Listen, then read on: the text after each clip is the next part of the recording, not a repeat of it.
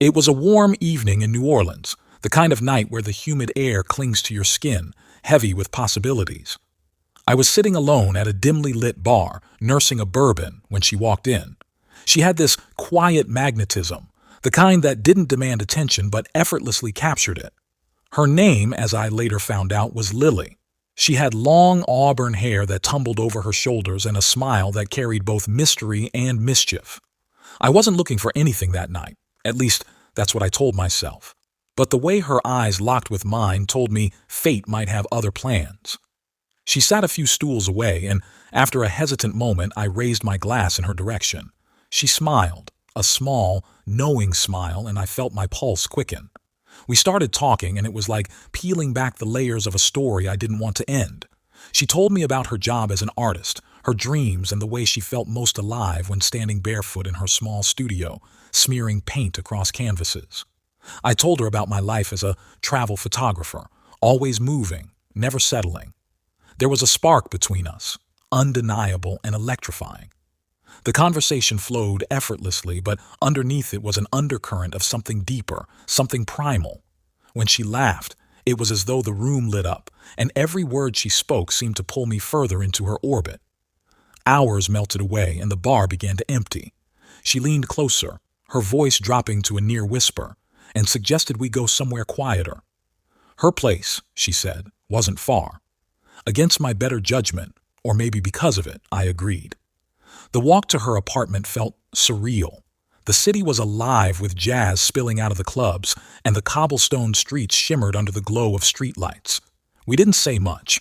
The silence between us wasn't awkward but charged, like the calm before a storm. Her apartment was small but filled with life. Paintings lined the walls, and the air smelled faintly of turpentine and lavender. She poured us wine, and as we sat on her worn-out couch, the distance between us closed. When she kissed me, it was slow and deliberate, her lips soft and inviting.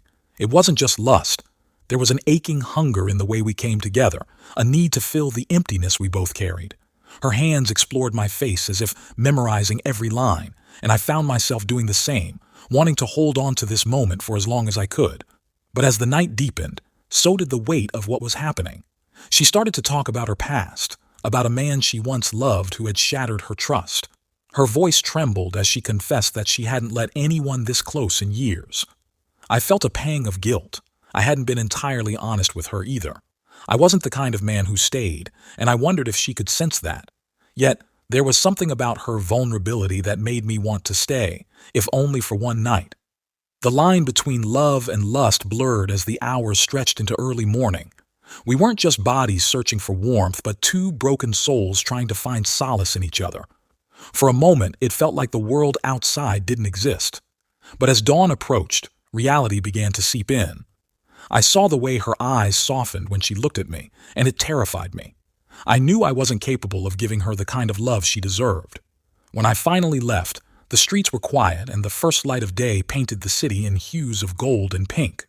My chest felt heavy as I walked away from her door, knowing I had taken something from her, hope, maybe, that I couldn't give back.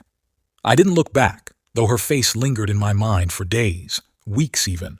I told myself it was for the best, that some people are meant to be fleeting chapters in our lives, not the whole story.